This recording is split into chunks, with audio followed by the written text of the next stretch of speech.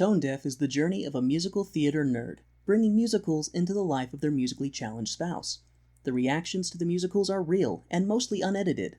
This show is for ages 14 and up, because sometimes you just need to use a swear. Now sit back, relax, and have a laugh. You're listening to Tone Deaf.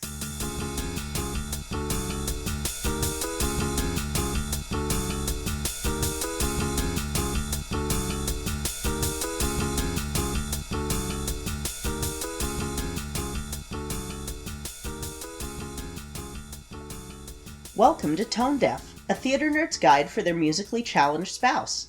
I'm Kay, a musical theater nerd. And I'm Warren. I'm musically challenged. Alright, so we're gonna get this one over with because it's one of my least favorite musicals. And even though so many people love it.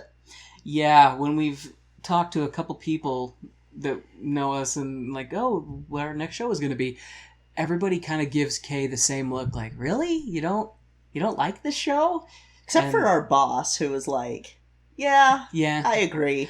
But it just made me laugh how many times, because other theater people who, when you have contrary opinions on things, because me being as ignorant as I am, I expect theater people to just agree on everything because they like theater. It's like, but I guess it's the same logic as me expecting all video gamers to like the same video games. It's like, no, of course people will like different things. That just makes sense. Yeah, and as the usual disclaimer, you're allowed to like it, Warren's allowed to like it. I just personally hate this show. We're going to be going back to the 50s, as written by someone in the 1970s, with Grease, written by Jim Jacobs and Warren Casey.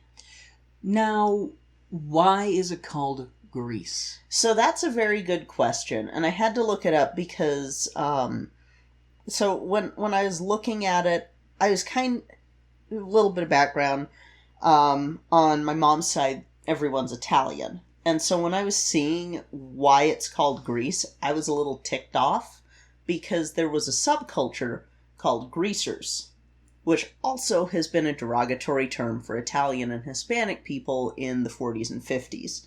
And it actually came about from that, and it was kids who were from Italian-American or Hispanic-American families who, like Puerto Rican-American, maybe Mexican-American families too. The kids sort of had this subculture that you'd wear like leather jackets or denim jackets, have your hair slicked back with pomade or Vaseline or some sort of grease. And they were working class kids, like teens. And then in a lot of other cities, you'd have other ethnic groups doing the same thing, which we'll get into some of the issues with translating the stage play to the movie, but that's where it comes from, is from the term greaser for this subculture of kids. And it was from the 50s. I have seen in images, just living, what John Travolta looks like in this show. So your explanation basically has just told me it's called Grease because John Travolta has greased back hair. Well, yeah, but this is another one of those shows where it was a stage play before a film. So John Travolta was not in the stage play. True, but I bet the person who played the same character as him probably had the greased back hair. But it was specifically this group of kids, which is what we're going to get into in a sec when I go into our exposition on this show. Okay. So, most people will think of the film Grease, which is what we're going to be watching so that you can say that you've seen it, Warren. I wish that you people listening could see the look that Kay just gave me when she said so that you can see it, Warren. Like, she had this... I watched a little bit of her soul escape as she was saying that. I hate this show. It was quite remarkable. Please continue, Kay. So, this show was originally, like I said, a stage production. It was first performed in 1971 at the Kingston Mines nightclub in Chicago. Chicago. And the original stage production was raunchy for the time. So raunchy is in, like, lewd, crude, lots of sex, yes, jokes, and swearing. And okay. a lot of stuff done for shock value. So for the 70s, so were they, like, showing ankles and stuff like that? 70s was we saw hair. That's fine. Hair had nudity. This show had to do something more. I don't think that they did more. Was it the full Monty? Like, how were they greasing back their hair? I can't wait till we do the full Monty. I think she missed my comment, but that's okay. I deliberately ignored it. Wise move. That's how you know you've been together a long time, when you just start ignoring comments. So, and I mean, it was for the time, it was raunchy. Because, I mean, nowadays, I'm sure that if... Pretty mild. Yeah. And they toned it down for Broadway, so... And then they toned it down even more for the movie, which we'll get into. So we're seeing a very toned down version. And the movie version is close to what everyone does now. What's the movie rated? I didn't even... This is how much I don't care about this movie. I didn't even write down the cast. Because everyone knows it's John Travolta and Olivia Newton-John. I knew it was John Travolta. Yeah. Like, everyone... Anyway. Breathe, Center. Kay. Breathe, Kay. Center yourself, Kay. Find your center. So, the original book of the musical was actually shorter, had different songs, and was more definitively set in Chicago. When they brought it to Broadway, they made a lot of changes to the script. Maybe if I had seen the original version in Chicago, I'd like it more. I don't know. A lot of the themes of this show, though, still deal with a lot of teen issues, like teen pregnancy, popularity in school, gangs, but not in the same way as West Side Story. It's more of a parodied version of 50s gangs. Is there snapping? No.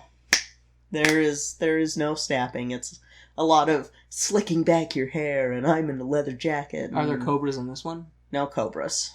In fact, we're getting to the gang names, because it's silly. But when it closed its initial run on Broadway in 1980, it was the longest running show until Chorus Line overtook it in 1983. I feel like every time we cover a show, you say it's the longest running show. Nah. I swear, I feel like that all the time. Like, this was the longest running show until, or this was the longest running show here. Like, I always feel like you're saying it's the longest running show. And then they get beaten mercilessly in an alley by the next longest running show. It's Chorus Line, they're going, one, punch in your face, gonna kick your butt right now. It's like Futurama, where Bender becomes emperor. No, Fry becomes emperor of that planet full of the water people. It's like, you know how each emperor ascended to power? By assassinating the previous one. Chorus Line took Grease behind an alley and stole its lunch money. Yeah, and its will to live. So this show's been revived multiple times, and revivals after the movie tend to borrow elements from the movie. The movie's going to remove a few more plot elements from the original stage production, while expanding on other plot points that weren't given main focus in the stage play. Eventually, we will watch a stage version of this, because this isn't quite like Jesus Christ Superstar, where I will never want to see this show again. I'll watch the stage version just because I personally have not seen the stage version. I've only ever seen the movie of this, but knowing how often they go off of the movie, I'm not as excited. And then the movie changes the name of the main character's gang from the Burger Place Boys.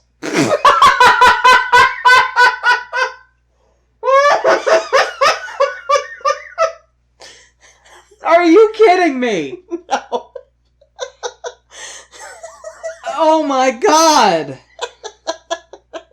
Okay. Just to recap.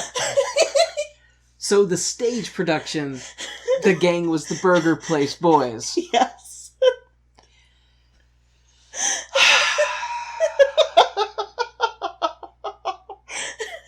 You see what we're in for. What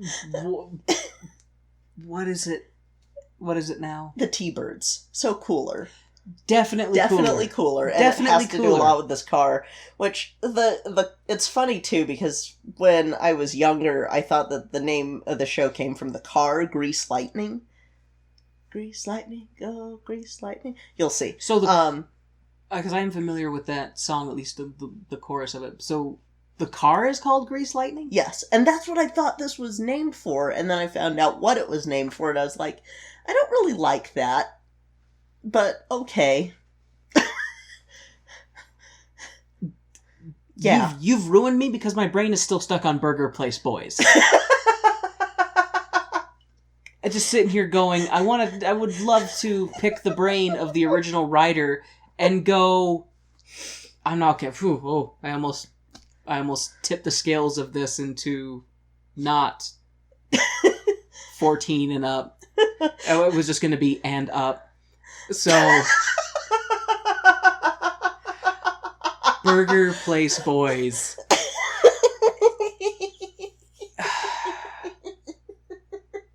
See, and now my brain is picturing the Burger Place Boys are Ronald McDonald, Jack in the Box, the Burger King, and Dave from Wendy's, like hanging around in front of a burger joint, looking to start some trouble with the Mother Cluckers, the people who are part of the fried chicken franchise.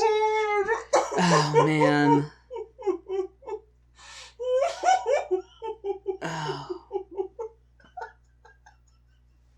Oh my god. Okay. Whew. Okay. It's my turn to center myself, Kay. You continue on. The movie also kind of gets rid of the Polish-American background of a lot of the main characters, because that was sort of the main ethnic group that this centered around in the original Chicago show. Chicago known for having a large Polish community? They had a pretty good Polish community. So, it's one of those things that with the movie, they watered down so much of it, and also they were like, oh, but Olivia Newton-John, we have to make her like super bland. And sorry, quick question. What else would I know Olivia Newton-John from? Let's get physical. I wanna get physical. Not helping. Okay, when you see her, you'll go, oh, it's that girl. Oh, it's that white lady who I've seen things. Okay, maybe. Fair. Oh, it's that white lady. Okay. And they actually, had referenced the backgrounds of the characters in the stage version. Not so much in this. And then the movie does have two cool things about it. So first off, Frankie Avalon plays the teen angel. Who's Frankie Avalon? He was a, huge teen heartthrob in the 50s. Okay. Alright. And Sha Na Na are in it as Johnny Casino and the Gamblers. I'll probably make you listen to some Sha Na Na later. That's one that I feel like I should know. I feel like I don't know. They don't play enough on my classic rock / oldies station, which makes me kind of like meh. Could you break off a piece of that? Probably not right now. Okay. Because my throat is. I had someone literally cough in my mouth today, so. Hey, don't rat me out in front of everybody, okay? That wasn't you. So this story has kind of an untraditional ending in a sense, which is the biggest gripe that I have about this show. But we'll get into it later. Except I already know how this ends. Okay, I don't know how this ends. I know that it ends with a flying car. You know what? That's probably the best thing about this ending. All I know is they're driving off at the end and the car just flies away. I don't know why I know that.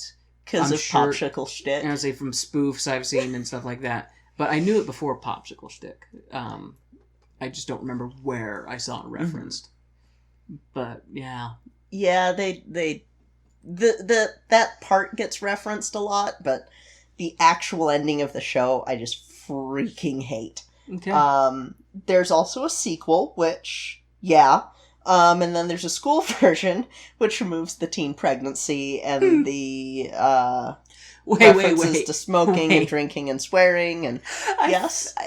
Being someone who went to high school, I feel like the teen pregnancy, the drinking, and the smoking would fit that demographic rather well. Yeah, but teachers don't want to think that their students are actually doing that, even though it's very obvious that they are. All right, because if we don't talk about the difficult subjects, they then just won't goes happen. away. It just goes away. Yeah, turn it off. All right, wrong musical. And to reiterate, I don't hate the music for this show. The music isn't completely terrible. Some of the songs are not my favorite, but I don't completely hate the music. The only song I can think of that I do know for sure that is from this musical is the Tell Me More, Tell Me More. Yeah, I hate that song. I also I hate the story. I hate most of the characters. I hate everything else and some of the music. I think it's because, like, with anything that has to do with the 50s that idealizes it, I kind of have to side-eye it and go, mm-hmm. Are there any black people in this show? No, there are not. So there you have it. That's another thing I kind of hate. I don't blame. Well, it's. I just think about jokes from comedians. It's like any time period, it's okay to be white. Mm-hmm. But if you're not white, like the 80s is about as far back as you want to go. And even then, I'm kind of like, probably not. I don't blame you. So, so yeah, I mean, I just for how much I love musicals, and how much, like, when I was younger, I liked the idea of soda fountains and stuff and all the 50s aesthetic, but I also know what the 50s would have been like for me, and I'm not a fan. And I don't like it when it's idealized. So, and it kind of is parodied / idealized in this, because again, this was written in the 70s, so this was not written in the 50s. As you watch this, keep that in mind. Especially because we've seen shows that take place in the 50s that were written in the 50s. Yeah, people tend to look at things that take place in other time periods with rose-colored glasses. And it's why I dread the next show that's written, like, in the late 90s, early 2000s from the next decade. I kind of dread it because I'm pretty sure the costumes will all be Dayglow. What's Dayglow? It's that bright neon. Gotcha. Yeah. Gotcha. Like, okay, like eye-searing greens, yellows, and pinks. Yeah. So, Gotcha. Yeah, that's my own little soapbox here. I'll step off of the soapbox for a minute. So, we're gonna go pour me a drink. And then we're gonna take a brief intermission and go watch Grease. Yay. So, why is it Grease Lightning? Wouldn't Grease Fire make a lot more sense? Right? How about Bacon Grease? Grease E. Grease. Fry grease. Ew. No. Lunch Lady Doris, do you have any grease? Yes, we do. Then grease me up, woman! Okie dokie. I was gonna make a Vaseline joke, but Vaseline. But I can't have you get it until we watch the show next week. So, anyway, like I said, brief intermission and a drink for a K, and then we'll come back with Warren's opinion on Grease. Stay tuned, folks. We'll be right back.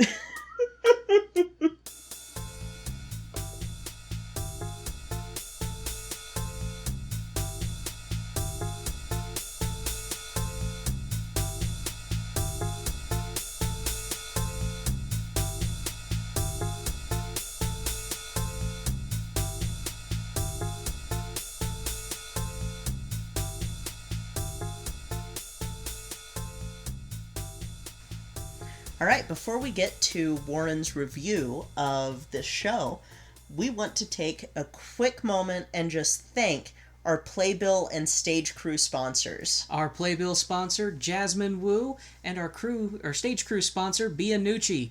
Thank you both so much for your continued patronage and support of our humble little podcast. We really, truly appreciate everything you've done for us, you guys. Thank you so much. Now, let's listen to a brief ad from one of our favorite podcasts called History on Blast.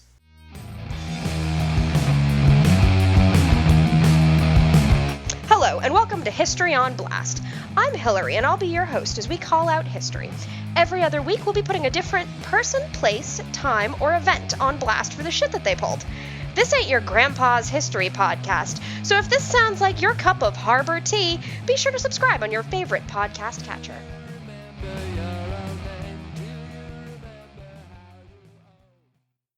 And now, the lights are going down and the music is starting back up, so let's hop into the second act of the show.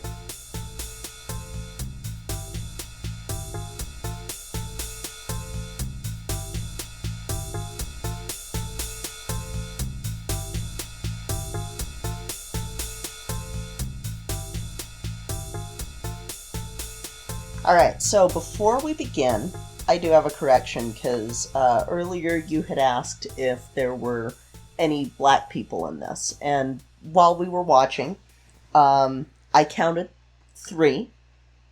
2 were extras, and 1 I am kicking myself for not remembering was Dennis Green from Sha Na Na. To err is human.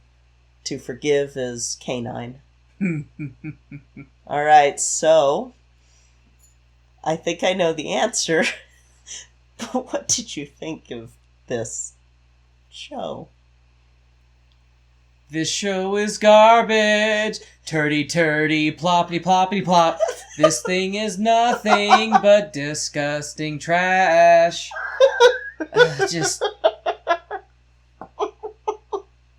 So, was it Pirates of Penzance? I can't remember what show it was previously that I said I have taken the most notes. I think it was Pirates of Penzance or Peter Pan. No longer. No longer. Really? It is Grease. Grease, Turd Streak, is now officially the longest musical I have taken notes for. I will start off my review apologizing to people who really like this show. I'm sorry you have terrible taste in musicals. Oh, God. There was nothing good about this show. No, let me... This is Warren time. This is Warren time. This right now is therapy for me. This whole podcast, I am out of my element. You are subjecting me to things, some good, some bad, some make me want to kill myself. This makes me want to go back in time and prevent it from being made.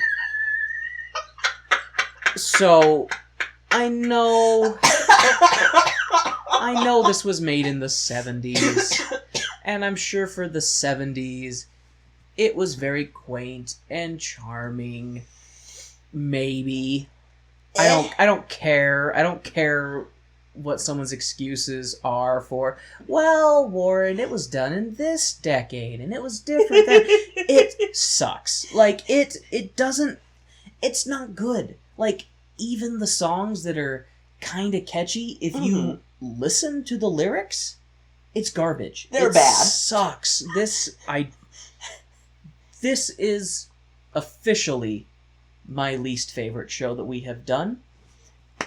I had to have Kay pause multiple times so that I could catch up on my notes, because this thing jumps. It jumps, it jumps, it jumps, and each scene is terrible. Well, okay. Well, to be fair, There's one scene. There is. I will be fair. I will go over anything that I thought was good or decent or okay.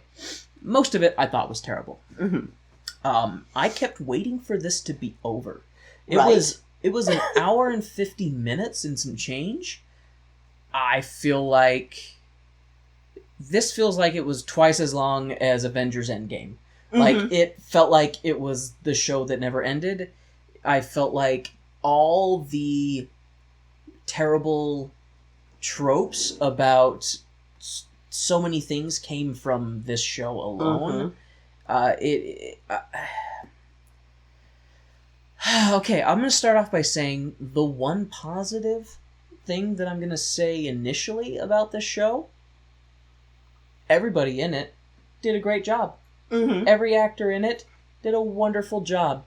The people who were douchebags did a remarkable job of making me hate them. Yep. The people who were annoying did a remarkable job of being really, really annoying. Acting was fine. I have no complaints about that. That was basically the only thing that I thought was pretty good. Because I like John Travolta. I like John Travolta. You may not like him. I like him as an actor. He's been in a number of things that I do like.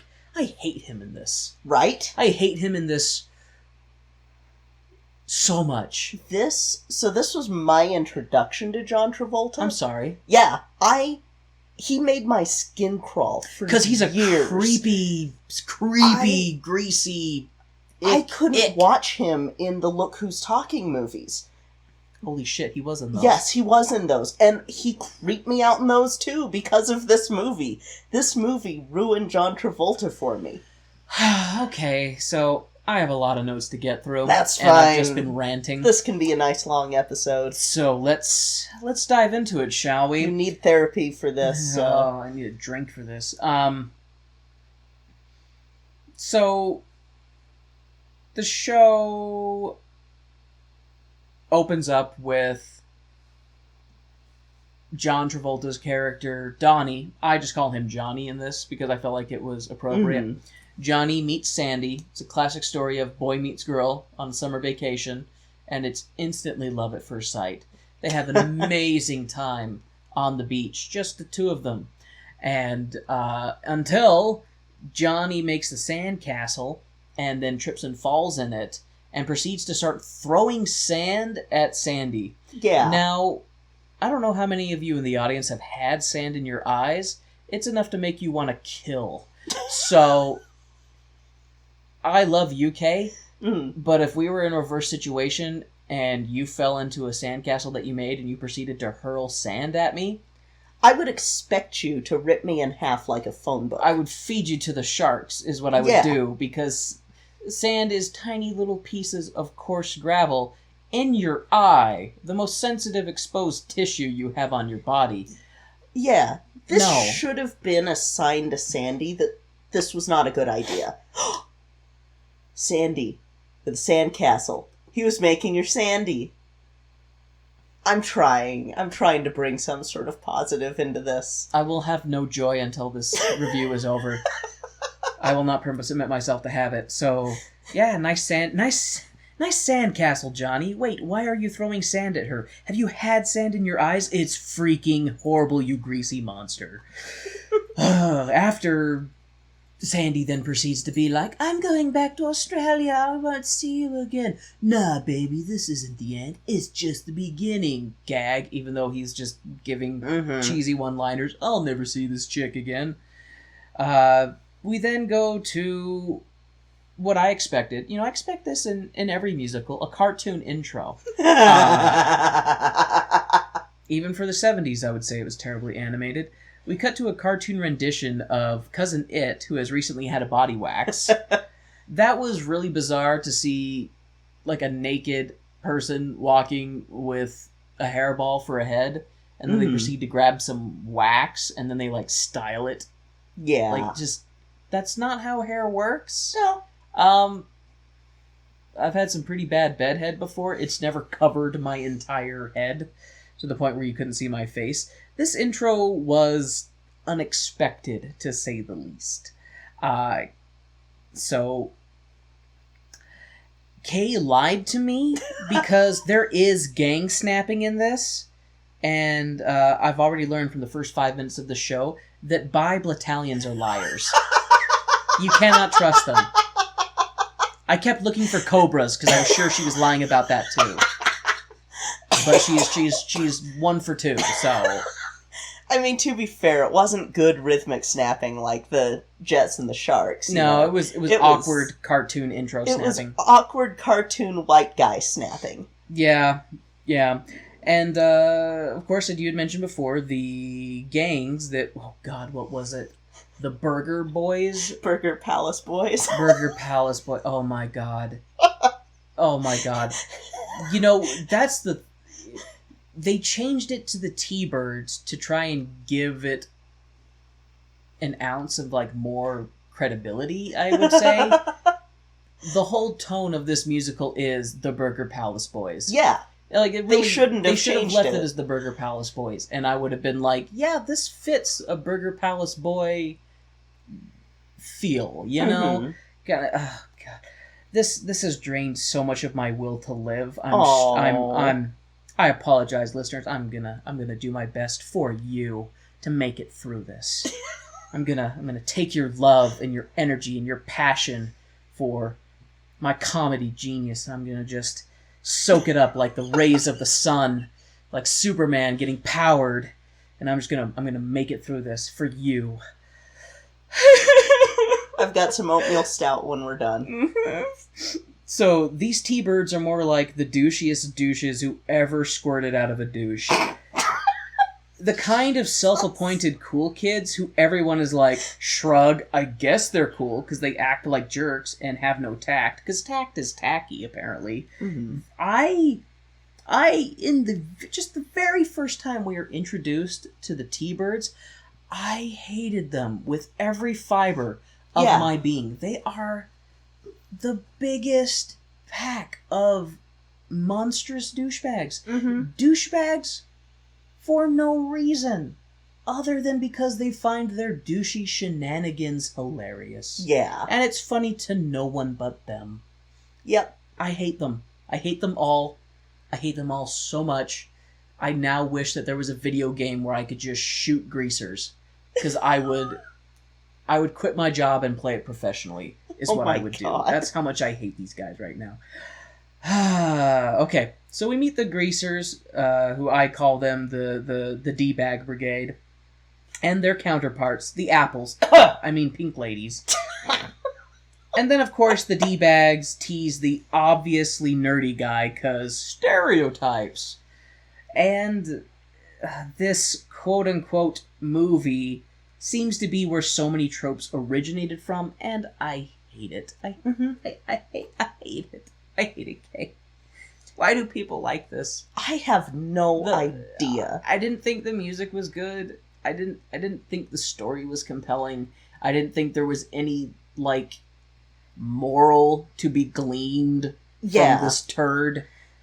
Like, I keep trying to think of something to like, and honestly, the main thing that I liked were, like, the teachers. And I felt for them. Deeply. The coach was pretty funny. I felt so deeply for all of the teachers and any adults who had to deal with these little... You know what? I'm gonna say it. These little asshats. Okay. Yes. The 14-year-olds out there. Their virgin ears. Be careful.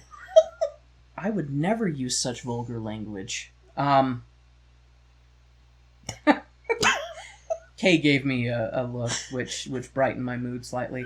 But I'm ready to bring it back down. So, of course, Johnny, Donnie, Alpha King Douche of the Douche Brigade,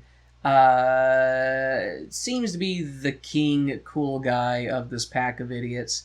And everybody's asking him, "What'd you do for your summer break, Donnie?" He's like, "I met a girl on the beach. It was great. Tell us more. Did you get into her pants? Did you get to second base? Did you blah, blah, blah, blah, blah, blah, blah." I hate that song so much. And it goes, in that song, it bounces back and forth between the Douche Brigade and the Apple Chicks, singing about, "Tell me more, tell me more. Did he have a nice car? Tell me more, tell me more. Did you get very far?"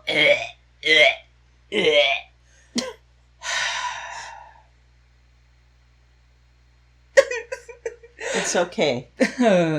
I'll hold your hand. Tell me through it. more. It breaks down to, did you get laid? Did he have a car? I keep thinking, please fall down the bleachers and break your collective necks. Please. Because they're dancing on the bleachers, shimmying back and forth, and I'm just like, please fall and die. No. Please fall and die and roll credits. The best thing in the whole well, one of the best things happened during this scene, though. This was when we saw the black extra. Oh my god, Kay pointed this out, and it was Twilight Zone bizarre. So the black extra is in the back. As soon as the crazy-ass white people shenanigans start, that person's gone. He's gone! He just vanishes. He's there one moment, and then he's gone. Almost as if, like, his black sense was tingling. He's like, whoa, white people doing crazy shit, I better leave. Like, it was... And you know what? I'm sitting there going, you know what, dude? Continuity. You're 100%. I would do the same thing. You and I would be booking it out of there. It was continuity error, but it erred in favor of that gentleman. Okay, so after they do their stupid bleacher song, Did You Get Laid, Did You Get Laid? It then goes, okay, let me find where I am. I'm sorry. Then it goes, oh god.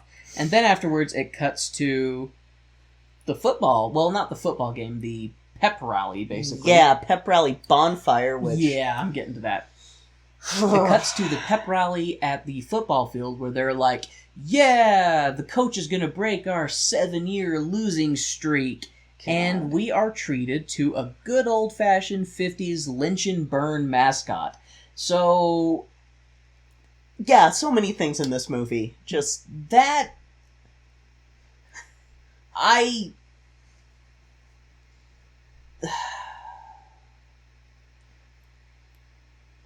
In the setting for this, you are way closer to all the horrible garbage that was going on racially during the time with lynchings and whatnot. So for them to, like, do that in this, I felt like was a complete... I mean, granted, it probably was realistic. It was, unfortunately. And I just saw that, and I was just like, I don't think you definitely couldn't get away with that today. No. And for good reason, because that's pretty damn harsh to be burning an effigy of your quote-unquote rival school. Hanging by a noose. Yeah, hanging by a noose. Shit. Ah. Yeah. Like, so many things in this movie. I think I've told you this before, but like whenever I hear a large group of white men going yeehaw, I have this fear, just this visceral fear build in my body. You know, it might be the same fear that like a rabbit feels when it hears a hawk cry. The whole bonfire scene, I'm just sitting there like, I don't, no. You know, no. I don't think I saw one black person in that entire scene. No, because... Their spider sense was tingling. And there's like, man. danger, Will Robinson, danger. Like, I tell you, if that had ever happened at my high school where they were doing like a bonfire or some shit, So... Hell no. I'm going to touch on my first positive thing in this musical. Mm-hmm. The coach. Yes. The coach was great. Yes. I thought he was one of the only good characters. I love our first introduction to the coach when he comes up and he talks about, we're gonna kill him, we're gonna smash him, we're gonna bash him, we're gonna cut out their beating hearts and drink their hot blood while we stare into their lifeless eyes, and then we're gonna come back and ring that victory bell. It was just like, he was just going on and on about and how... that was not far off. How we're gonna destroy him, we're gonna rip him into pieces, we're gonna shred him, and then we're gonna come back and ring that victory bell. And I loved how because he gets really amped up into that, and then he's like, and then we're gonna come back here and ring that victory bell. I would love a show just about the coach. Because I'll get to it later, because the other great scene in this involved the coach later on. Then Sleazy McGreasy pulls out his water pistol when the scary scorpions come around the football cheer fest. Grr, gangs. That was a ridiculous scene because the greasers are just being... T-birds. Yeah, sorry. What? Yeah. the greasy birds were hanging around, acting like they're all cool, and then they see the hot rod with the flames drive by, and they're like, "Ain't that the Scorpions? This ain't their turf. What are they doing?" And the biggest idiot of the bunch pulls out his water pistol like, "I'm gonna show 'em. I got myself a real gun. I sprinkled it with fairy dust, and as long as I really believe, it'll shoot bullets." I was just like, oh, you guys are so dumb. Yeah. I was like, please have a crossover with the West Side Story universe and get stabbed so I don't have to deal with you anymore. We've already opened up the rift for there to be a Broadway cinematic universe. So yes, the Jets and the Sharks put aside their differences To kill the T-Birds. Now that's a show I would buy season tickets for. Yes. Okay. And I guess I forgot to add this part, of course. Sandy, it turns out, didn't go back to Australia. She just, guess her family decided to stay. And, you know, through a random twist of fate, she's going to the same school as Johnny, and ends up making friends with the bitchiest girls in the entire school, who, when they find out the name of the guy that she was macking on all summer, keep it amongst themselves that it's like, oh, this poor, sweet, innocent girl doesn't realize that she was schmoozed by alpha douchebag king asshole. And so they keep that from her until they surprise Johnny by being like, "Hey, Johnny, look, we found Sandy." So Sandy meets Danny, but Danny has to be cool in front of the guys. He's a greasy player. He can't have things like decency or respect for women. And so he just pretends not that he doesn't know her, but he's just like, "Yeah, whatever, baby. There's probably two of us around. You should check the yellow pages." You do that too well. I'm sorry. It's my burden. It's my curse. I'm very good at imitating assholes. Oh, man. It's so that I can infiltrate them and destroy them from within. So, like Ant-Man with Thanos' butt.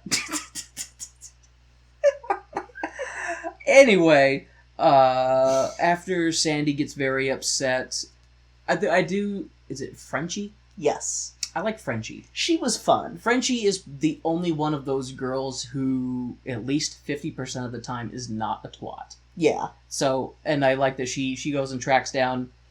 Is twat an okay word for PG-14?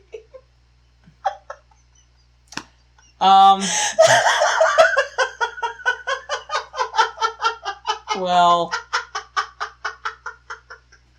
You and I both know that kids these days are exposed to the worst of humanity much earlier than we were because of the internet. So I'm sure any 14-year-olds listening are like, "What's with these old people?" They know that I see beep, beep, beep, beep, beep, beep, beep, beep, beep, beep. That's true. I got cussed out by a 5-year-old once, so... So... Not when I was teaching. I don't know why we hold back. I guess for some delusion that... I don't know. Anyway. 'Cause Utah. Back on track. Frenchie tracks down Sandy after she gets embarrassed by Johnny Danny in front of all of his friends. And I like her line talking about, "Men are dogs." He's like, "No, men are rats. They're the fleas on the rats.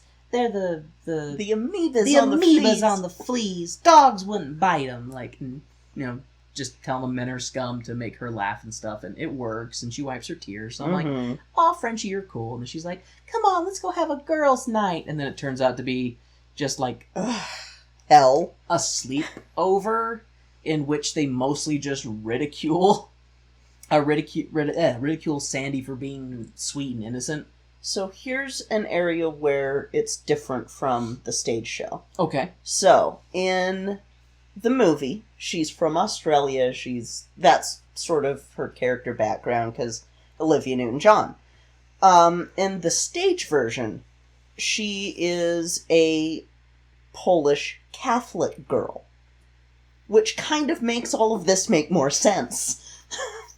because she's a Catholic girl who's been to Catholic school all her life with Catholic upbringing, and she's a good Catholic girl, not like the cutesy schoolgirl thing that people are all gross about. I think I killed Warren.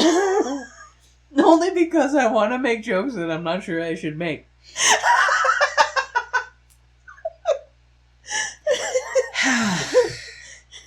Did you know many Catholics growing up? Just curious, in Utah?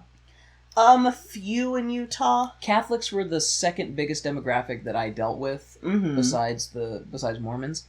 I could tell you some stuff, so that just makes me laugh. In Utah, yeah, probably different, but yeah. like in the 50s, pre-Vatican II, you were a good kid because the nuns scared you. Because the nuns could beat you. Yeah, because the nuns had rulers and they the weren't afraid nuns to use them. Yeah, the nuns generally don't have rulers anymore. Generally. I went to Catholic school for 12 years. People say, well, why aren't you Catholic? Because I went to Catholic school for 12 years. I had it beaten out of me. Yeah. So, anyway. But so that's why they have that whole, like, oh, she's so innocent. Because when they're trying to play it off as Australian, I'm like, no. That's not no. Yeah, so, okay, back on track, Yes. because I know you're all super excited to hear me talk about Grease. Just as excited as I am. But I love you fans. I love you people out there, and I want to give you something to make your ears bleed. So, Frenchie tells Sandy, okay, you just need a girls' night kind of thing. And it turns out that it's just a slumber party at, I think it is Frenchie's house. Yes. And all the bitchy girls are there, plus Sandy, and it's just peer pressure. It's like, peer pressure, Sandy. Smoke this cigarette. Drink this wine. Pierce your ear. Make a blood sacrifice. Kneel to the Dark Lord. Oh, 50s. Such a simpler time. Oh my god. And then, I learned something. High school girls are bitches no matter the decade. Bam! So, let's make fun of the normal non-whore girl because we hate ourselves and miss our innocence. Let's sing out loud. Let's sing as loud as we can while she's sick in the bathroom. That whole scene was really... Like, even for musical logic... Yeah. I feel like that was really bonkers to be like, let's make fun of this person who's 6 feet away through a balsa wood door that does not block sound. I wish I could say that was just musical logic. Yeah. Girls are horrible. Yeah. I don't know why I am attracted to women. Because girl butts are nice. Girl butts are nice. Damn, And girl butts! And like everything above and everything below. Why are girl butts so nice? Anyway. Because they're the fairer sex. God made man first and went, ugh, okay. Let's make something that looks nice. Jesus. Men are utilitarian, women are aesthetic. So let's go with that. You're gonna get tickled later off camera. That's fair. Rizzo. Well, her name's Betty, right? Yeah. Betty Riz? Or is it Betty Rizzo? I don't care They call enough. her Riz, and they call her Rizzo, so I have her in here as Rizzo. Rizzo is a slizzo, banging Kizzo in his carzo. Don't judge me. I hate this. I hate this so far. Betty Rizzo and Ken Neck-E engage in not-so-safe sex, because it's dangerous when idiots breed. And so that happened at the slumber party. The boys show up in their piece of crap car, and Betty's like, I'm gonna live while the living's good, or get it while the getting's good, something along those lines. Yeah. And sneaks out of the window and shimmies down the side of the house and basically goes up to Lieutenant Douche. Not Johnny. Johnny's Alpha Douche. We have Lieutenant Douche, who is Ken Neck-E. Yeah, Kaneki. I have him. Every time I have him in here, it's Ken Neck-E. So Neck-E Jesus. is like flirting with her. Is like, yeah, you look good. Let's go do stuff. And Johnny jumps out of the car. He's like, hey, I don't want to deal with any of this. And he walks away. And so the girl gets in the car. They're driving away. And then she's like, what is this, a gangbang? And they're like, you wish. And Kaneki kicks all the other guys out. And he's like, I'm going to go get laid. Get out of the car. And they're like, Yeah. fine, we're going to go get pizza. And so they drive up to premarital sex point and proceed to fool around. And then the Scorpion dude is there. He insults Kaneki and his POS, also his car, and proceeds to ram into it a couple of times. Then after that's done, Riz and he decide, even though we don't have a condom, let's bang. So, yeah, good for you. You live once, right? Go for it. I don't care. This is pre-AIDS, so... I'm just saying, if this had been written in the 80s, like mid to late 80s, early 90s, this would have been a very different, like, it would have ended very differently. It's okay, we'll get to AIDS the Musical eventually. Yeah, and I'm actually kind of excited because I like that show. I know you do. I know nothing about it other than it's AIDS the Musical. Anyway, sorry, back on track. After the Scorpions the Scorpion, singular, insults Kaneki and drives away after ramming his car, we cut to the D-Bag gang breaking into song on how they can turn this mobile tetanus factory into a real pussycat attraction.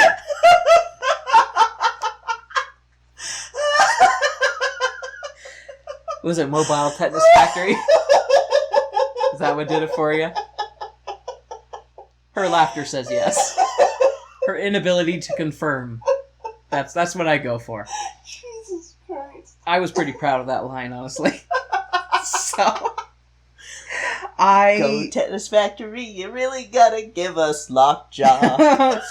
Go Tetanus! Go Tetanus!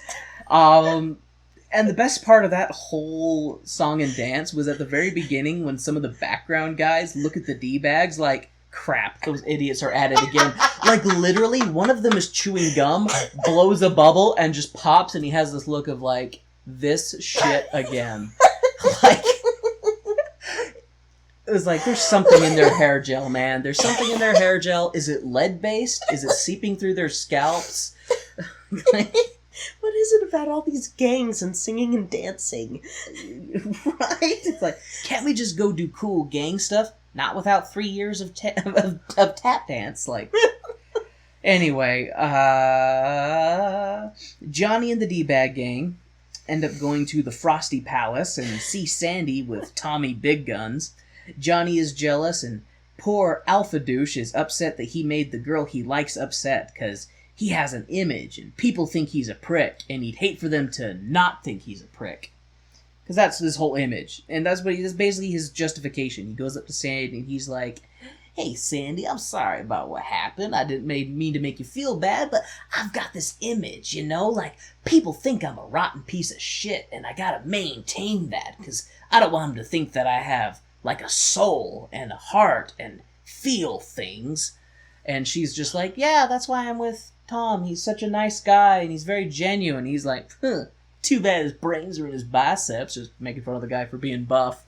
And then Sandy proceeds to call him on his shit and be like, oh, you're jealous. Like, you're not buff yourself. And he's like, I could run laps around that guy. She's like, oh, jealous are we? And he's like, I ain't jealous of nobody. I'm Johnny Cool Pants. I slick my hair back with engine oil grease. And God, I hate this show. Okay.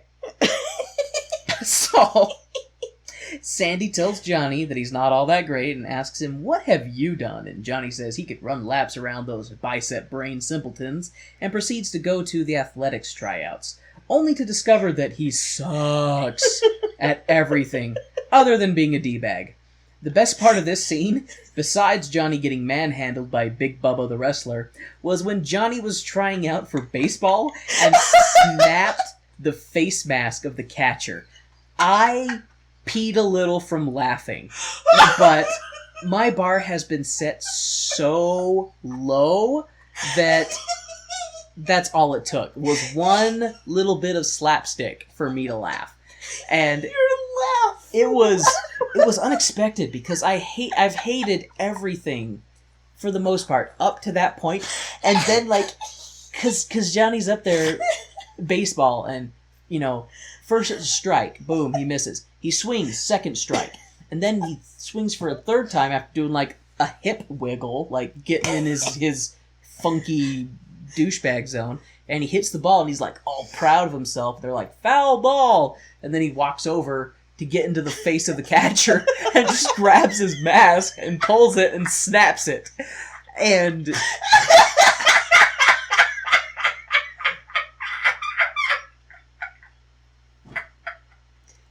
you know, looking at your recording, it looks like an earthquake on the seismograph. Because Kay is laughing, and it's just like... oh, and then I made it cause an earthquake. So this is where the mostly unedited, we have the mostly disclaimer. Kay is gonna have to edit that a little bit. Right. Oh. So. Gotta get the show. So. After the infamous mask mask snapping, Johnny settles on running. You know, a smoker's best friend. And while he's out running on the track, he sees Sandy with her nice jock, sort of boyfriend. Johnny beefs it bad, trying to be impressive, and Sandy runs over to him to, you know, check on his pride. Wouldn't you? You wouldn't want him to bruise his ego, Sandy. Because, of course, he gets up after beefing it like... You know, like, when a cat tries to jump from one ledge to another, but, like, their footing wasn't secure, so they slip, and they, like, tumble and hit the side they were trying to jump to. Yeah. And then the cat just brushes it off and walks away like, yeah, I meant to do that. That was all part of my master plan. That's exactly the way Johnny was. He trips over the that's what it's called, a hurdle. Hurdle. He jumps over the hurdle, trips, falls, gets up, and they just has this thing of like, haha, I meant to do that, because I'm cool. I'm too cool to jump over traditionally. And so that's when Sandy runs over. She's like, oh my gosh, are you okay? Are you okay? He's like, what? Huh? I'm fine. Yeah. So Sandy decides she's going to leave her nice boyfriend for the D-bag. Ugh. Because she left her brain down under. Yep. It's just, what is it? Like, I have known this type of person in real life who consistently makes bad guy choices. What is it about women when they constantly do stupid shit regarding men? Like, are they not capable of going, oh, this person's a piece of crap, I should not waste my time with them? Both men and women are guilty of this. They think well, down under. Touche. Ha! There's a sex joke! Yeah, no, to be fair. I guess we've all had our not proud moments in the dating ring. Anyway, that aside. So after Sandy runs off with Johnny, leaving poor Jock behind, and that was the thing, is like, she didn't go and say anything to him. No, like, she just left, and I was like, wow, Sandy, like, it's kind of a bitch move to do, right? It's one of those things where, like, they try to make her out to be all this innocent whatever, and it's like, I don't know if the stage version makes it more like, oh, he said something and so she hates him, or whatever, like the jock guy. But, like, the way that this is framed, it's just like, Sandy, you're a bitch. Yeah. Like, you do deserve this guy. You do deserve D-bag, because Like, it just... It's one of those you deserve what you get, because you've seen what this guy's like. Yeah. And yeah, so...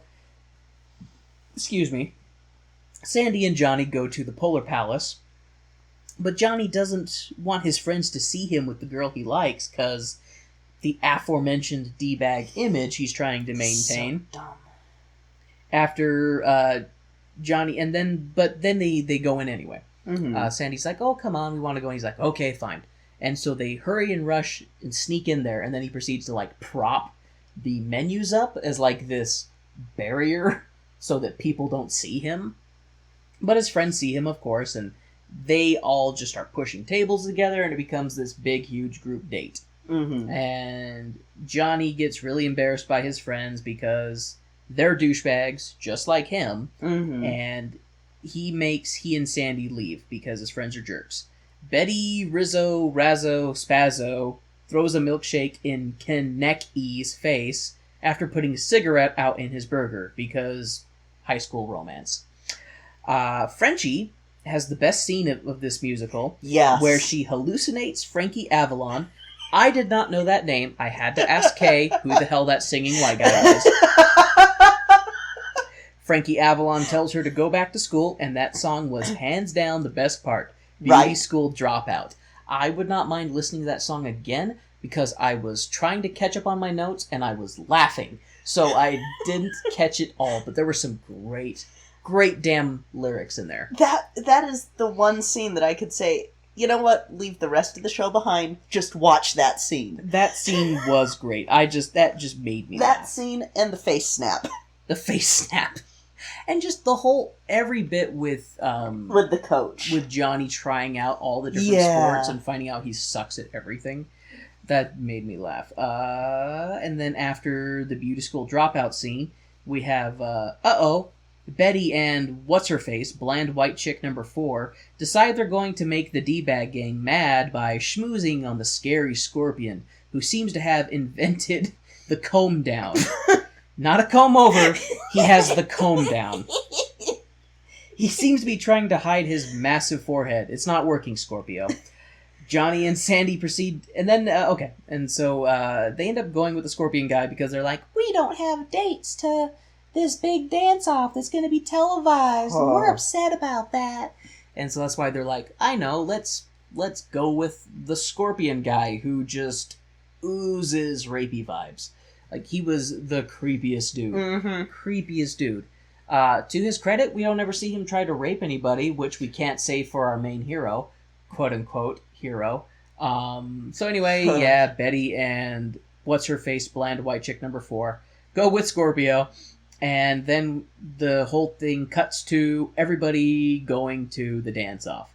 Johnny and Sandy proceed to grind on the dance floor, swing style. It's like, dang, you two.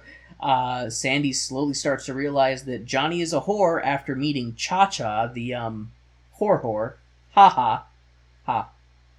Ha. Please laugh. I actually put that in my note right here. Please laugh. Jesus. Because I intentionally wrote a bad joke so I could say that. So, and this is when you realize that they're the I can't remember Our the name. third black guy, Yeah, Dennis Green. What's the band? Sha-Na-Na. Sha-Na-Na, yes. The black singer, Dennis Green, Mm-hmm. gets interrupted by old white lady number 1 and has a literal look on his face like, who is this old white bitch interrupting the audible chocolate that is my voice? Which, yeah, that's some yeah, good... guy, Rest in peace, Dennis. guy had some good songs. And, Yeah. and when he was singing the Ain't Nothing But a Hound Dog, I was like, better than Elvis. Mhm. I'm not a huge Elvis fan anyway, but anyway, I'm sure there's somebody out there smoldering over that, but And they're probably smoldering over this whole review. I like to be an equal opportunity smolderer. I like to give everybody a reason to hate me. So, old white lady number 1 introduces Mr. Vince Fontaine, the potential pedophile. 'Cause Jesus. 50s. That guy was creepy as shit. Yeah. Going up to high school girls being like, do your parents know I come into your room every night? And then he's like, of course through the TV. God. I could come into your room in other ways because I'm a creep. I think even when I saw this as a kid, You knew something was wrong. I knew something was wrong with that scene, and I was like, no. Yeah, I don't care if this was made in the 70s. About the 50s? Middle-aged guy hitting on high schoolers, not okay. No, it's I don't think disgusting. I don't think that's okay in any era other than, like, polygamy era. When, and even when then, middle-aged was 20. Pre-vaccine. She was 7. So it's just, God. It's just, Ugh. it's that whole thing was not good. Fontaine is a creepy guy. And then they start giving the rules of the dance-off.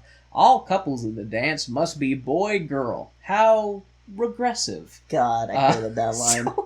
I mean, like, for the 50s, I don't know what else to expect, but that made me laugh. It was like, all dance partners must be boy or girl. It was like, yeah, that seems pretty typical. Like, can you imagine if they would have lost their shit if there was, like, a girl-girl group and a guy-guy group? Like, you know why it had to be boy-girl? Because 2 gay guys would have kicked the shit out of everybody on the dance floor. That's exactly why. Anyway, I mean, because I'm a straight white guy, I can't dance worth shit. My go-to dance move I call the white boy shuffle, and I just look awkward and move side to side. That's all I do. So, all couples on the dance floor must be boy and girl. How expected. And then it cuts to Vince on camera talking to everybody about how great this dance-off is. And he literally is, like, leering at one of the girls and almost fondling her. It's like, so gross. It's like, Vince, don't fondle the teen on camera. Wouldn't want the nice folks at home to know you're a perv. It's like, bleh, bleh, bleh. Ugh. This dance-off is just an orgy of shaking limbs with music involved. I hesitate to call any of what I witnessed dancing. I am legally not permitted to dance in public, not since the lawsuit. Yes. The White Boy Shuffle is technically considered a war crime by the Geneva Convention, so not allowed to do it. Sandy and Johnny seem to be the last couple dancing, when somehow Sandy gets spirited away by the littlest grease douche and replaced with Cha-Cha and her hoo-has. And they win, thus introducing some unneeded conflict into this already riveting tale of high schoolness.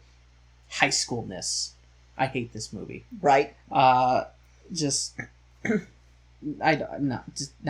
the most unneeded scene. It really, I don't even know why. I don't even know why the one douchey guy, like a different douchey guy, like, did that. Like, why were they like, oh, we better sneak Sandy away from Danny, whatever his asshole name is. We better sneak him away and replace him with Cha-Cha. Like, what was their plan?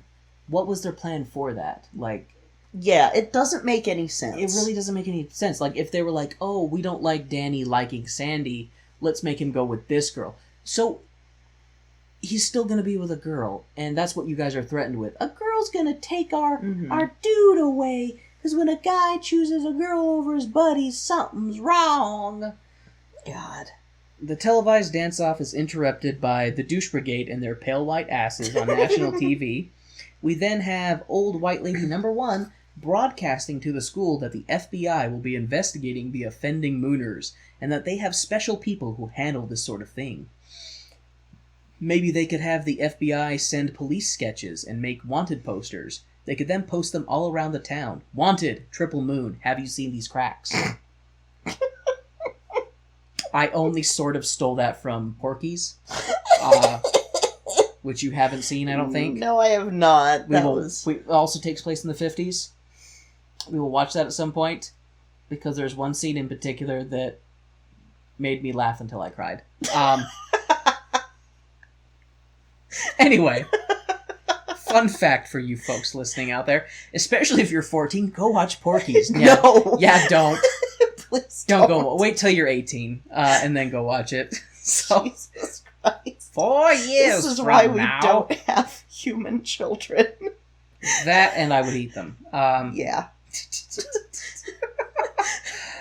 Okay, and then, like Whiplash, after a car crash, we are in the drive-thru where Johnny has to convince Sandy that he's not going with Cha-Cha and her tatas. He does this by asking if Sandy wants to wear his ring. She then says, "Yes, this makes me so happy, because now I know you respect me." Johnny then literally gets this oh shit face, because he's like, I don't want that woman to think that I respect him, because then I'll have to treat him like people. Society will collapse, they gasp. Like literally.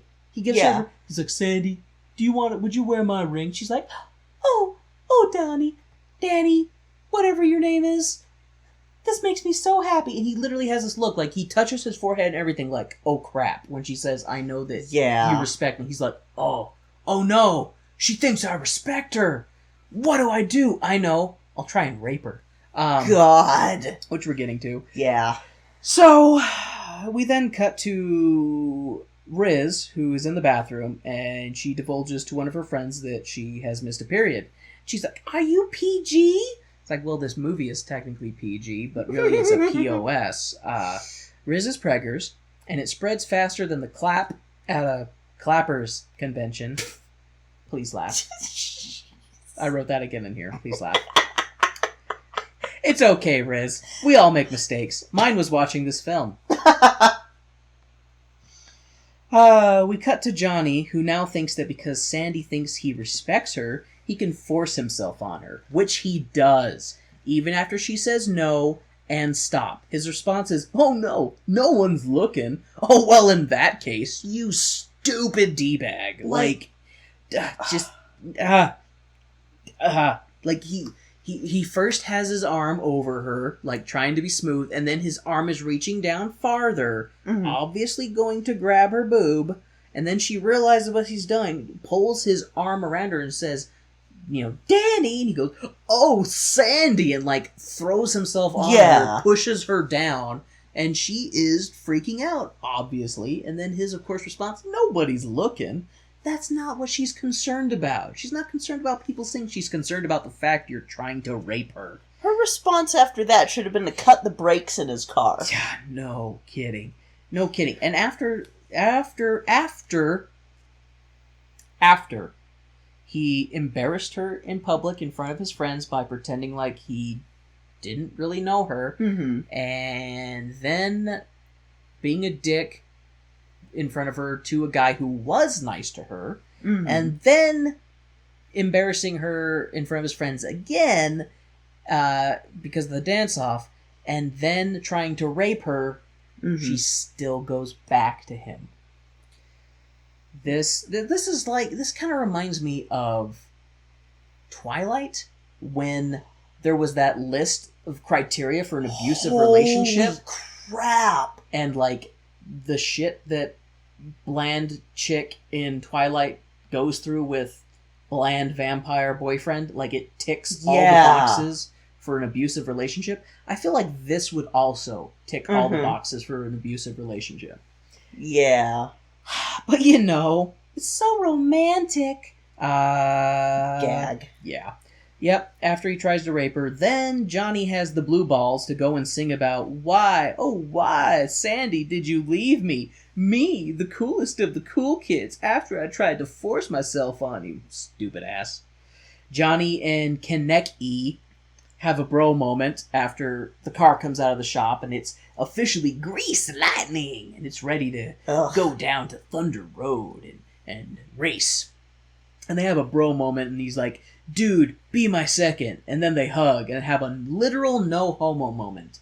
They hug, and then their faces get too close to each other, and they literally go, "Oh," and then proceed to pull out their combs and be like, I gotta look cool. I can't show emotion with my best friend." It's so goddamn stupid. I hug my best friend and tell him I love him, alright? Yeah. I do that. And we don't need to say no homo, because he knows I'm totally gay for him. Yeah. He's on the list. He's on the approved list. Kay has an approved list. It's not gay. It's just guy love. It's guy love. That's all it is. He is mine and I am his. Oh my god. Back on track. Sandy sees Riz and tells her, "Hey, I'm sorry that you're dumb and make bad choices." Riz has her "I could be a bigger whore" song, which made me laugh, because she's like, "I could flirt with all the boys." "You do, Betty." "I could smile and bat my eyes." "You do, Betty." "I could grind while we dance." "You do that too, Betty." She's like, "It could be so much worse." I'm like, not by much. You could be drinking and doing cocaine while you're pregnant. That's about the next level for where you already are. So, shut up. The gang meets at Thunder Road for the big race showdown. D-Bags versus the Scary Scorpions. Ken Neck E gets knocked down by a door to the noggin, and Johnny takes the wheel. Scorpion leader tells him there are no rules. The only rule is to drive down there to the bridge and back. "Well, Scorpion, that's a rule, so you fail already. Granted, you failed with that haircut at the very beginning." Nice comb down, bro. The race is epic, without equal. Just kidding. It's pretty boring and not tense or exciting. The Scorpion car has spinning blades, because nothing says that you have confidence in your car's speed like mounted blades to cut your opponent's tires. Yeah. You know, the thing that made me laugh about that is, in that kind of thing, was where they're like, the only rule, there is no rule. I almost feel like the other person should just pull out a gun and shoot the guy. He said there were no rules. I guess I win. Like, I win by default. I feel like if we had the time and money and desire, making a parody of this would be frickin' golden. Yes. It would be so great, because I would include that scene in there. It would be a big, huge build-up to the climactic race, and then it would be like, the only rule, there are no rules. And I'd just have the protagonist pull out a gun and shoot the other guy and be like, I guess I win. And then it would go on to the next scene. Because that's how every scene is treated in this stupid-ass movie. Ah, seriously. Okay, so after the stupid race with mounted blades, the D-Bag Mobile wins because it makes an impressive 2-foot jump, and it makes the Scorpion splash into 3 inches of water. Its only weakness. I mean, because scorpions can't swim. Everyone knows that. Like, they're arachnids. They don't have the ability to swim. I have a horrible thing to tell you about later. Oh no, please don't. Yeah, good job, D-Bag Mobile. Kay is gonna give me some arachnid knowledge that I don't really want. After the race, suddenly, school is out. Let's celebrate by throwing pies at teachers. It's for a good cause, the Teachers' Retirement Fund, because even in the 50s, teachers get paid shit. Poor teachers. Kay was a former teacher. She knows that all too well. Ugh. Sandy shows up, dressed like a D-bag, and everyone loses their collective shit. I'm surprised Sandy could see with all the boners popping around her. Every guy was leering over her like a hungry wolf. Remember, people, change yourself. Don't be you. Be the you that you think people want you to be. It's an important lesson, and we should all learn it. Because true love comes with falsifying who you are. Excuse me, sorry. I couldn't get through that whole line without throwing up my will to live. Okay, rule. Important rule. Most important rule of this entire garbage show. Making up words only works in jazz. No exceptions. No exceptions. You already suck, Grease. You're not helping your cause by making up nonsense and pretending it's music. STFU, give me the credits already. This goes on for too long. After I wrote that, I learned from Kay that this garbage is called doo-wop. It should be called do-nope.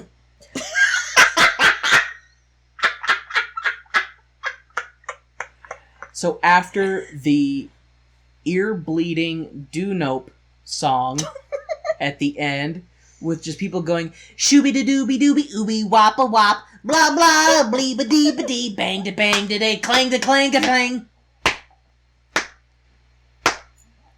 It sucks. It sucks. It sucks. It sucks. It sucks. It sucks. It sucks like an industrial vacuum. I have never been so happy to see the credits. Never been so happy to see the credits. I was so happy to see credits, I glossed over the fact that they fly away in the end on a car. The car just drives away up into the sky. And we're greeted by credits. The end. And Frankie Valli singing a friggin' Bee Gees song. Because the 50s. Even though the Bee Gees are not the 50s, but anyway. So there is a fun fan theory that went about on Reddit that would have made this movie so much better if it had been true, and I'm so mad it's not. It's someone's coma dream? Yes. Seriously? Yes. Oh, God. That it's either Sandy's coma dream because she drowned at the very beginning, or it's Danny's coma dream because he drowned, or they died in a car crash. So Sandy's family were on their way back to Australia, and the plane crashed. She survived, but had traumatic brain injury and was in a coma. Because that would explain why she still remembered the beach stuff and Danny. But her brain was just like, you never left. You stayed in America, and you went to the same school as Danny, and all of this shit happened that really is terrible, but for some reason lots of people like. Ugh. You know, I don't feel bad when I don't like things that a lot of other people like. Mm-hmm. Because there's a lot of things that I don't like that is considered popular. Mm-hmm. Like Twilight and stuff like that. Lots of people love Twilight. I think it's garbage. Mm-hmm. Same as this. Which I then move into, it's okay if you like things that are terrible. I do wish that you had enough self-awareness to realize that it was terrible. There are things called guilty pleasures, and it's called a guilty pleasure because you realize it's terrible, but beyond your rational mind, you don't understand why you like it, but you still do. That is forgivable, because at least you are aware that it's terrible. Mm-hmm. If you think something terrible is good, we have a problem. Houston, we have a problem. This show is terrible. I don't think it's even so bad it's good. No, it's not so bad it's good. I almost feel like this would be so good if it was really satire, but it is done way too genuine, because there's not enough of anybody poking fun at the situation or the surroundings or themselves. Yeah. Characters will poke fun at each other, like in banter, which is not the same thing. If this was true satire, I probably would like it. Mm-hmm. But the fact that it's done in earnest, or at least has the appearance of being done in earnest, I really don't like it. And I'm not gonna lie, I was hoping I would like this just to kind of piss you off a little bit. I was really hoping that I would like it just so that I could leave this review and be like, oh, I liked it because of this, and da-da-da-da-da, and just watch you kind of be like, God damn it. Like, just watch you kind of fume a little, because I love you, but I sometimes want to annoy you. So, well, yeah. just cause I'm a guy. I don't know. It's a stupid guy thing, I guess. But yeah, so I was hoping that I could annoy you by liking it, but I have to be true to me. I'm not going to change myself to be what you want me to be. And I did not like this show. I am so glad that it's done. I don't have any desire to ever watch it again. All right, we will not. Ever.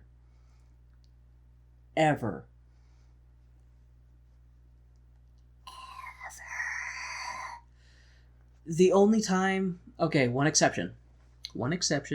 I don't understand copyright laws very well. If I could somehow get a bunch of other people who did not like this show in an auditorium together and all we did was make fun of it while watching it, that I could get behind. Especially if substances were involved. That would be enjoyable. Any other situation? No. Yeah. And I kind of am slightly sad at the reaction I'm going to get from some people that we've talked to, like, who know that this was the next show we're going to do and who like that show. Because I almost want to say to them, when was the last time you watched it? Like, yeah. Did you see it years ago, since it is older? Maybe you saw it during an age of innocence before you were capable of realizing that it was terrible. Because that would be forgivable. If someone was like, oh yeah, I watched it last week. I watch it a couple times a year because I love it. I'm going to have to walk away from them and go scream in a room. It's okay. Is the stage production as bad as this? I actually have not seen the stage production. I know that earlier versions might be a little bit better, but I know that since the movie, a lot of revivals have taken from the movie, so I don't know what that bodes for with this show. And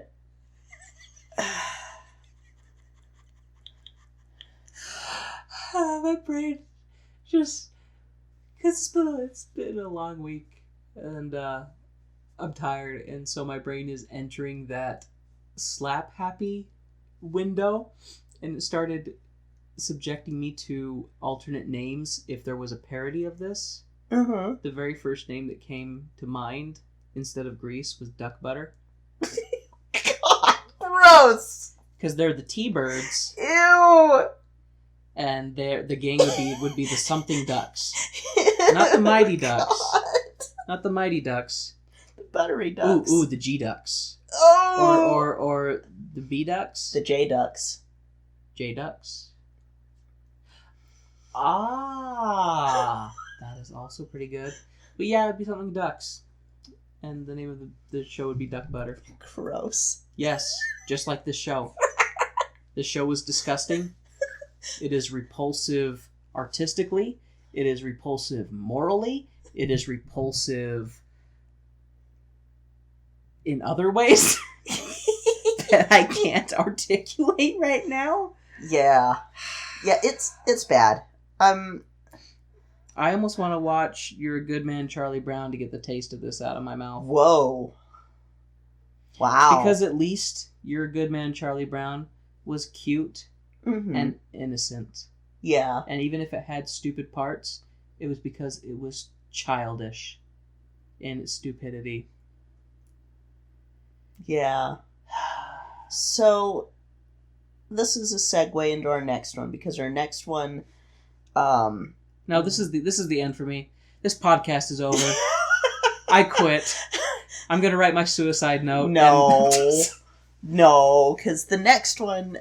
So, if you follow on Twitter, you may have seen a picture get posted of a bunch of DVDs, because we needed to get them burned as soon as they came in, so that we could watch them on Media Center. On our Media Center.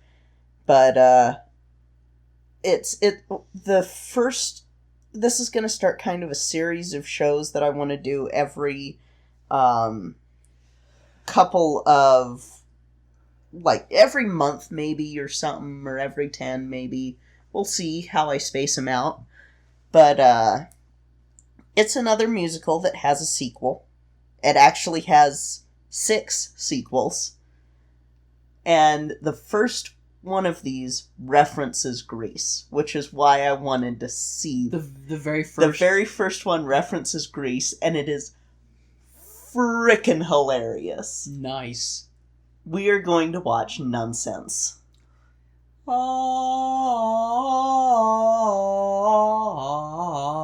yeah. I'm so excited. So thank you guys for listening to Tone Deaf. And also, I'm sorry, and I love you, and please don't hate me. Yeah, it's totally understandable if you don't like a show that we like, and if we don't like a show that you like, if we absolutely despise a show that you like, if we wish that a show that you like never existed. God, I hate Grease. I want to go Terminator on this show. Yeah, so if you still are on board with us, I hope so. Please. even though we hate Grease, please feel free to like, share, subscribe. If you have iTunes, please give us a 5-star review. Please give us a review, help us climb those charts, and reach more people just like you who have a love and appreciation for our podcast and musical theater. Yeah, because it's not a 5-star review like, oh, we want you to say that you love us. It's more of a 5-star review of you saying, please listen to this, even if we hate it. Listen to these two jokers. It's just so Apple's algorithm will go, hey, this is of interest to people, and your people, and other people are people, and people like shows. So, we also have a Twitter, which is @ToneDeafMusical. We have a Facebook page that's @ToneDeafMusical. I have not set up a Facebook group because I have crippling social anxiety.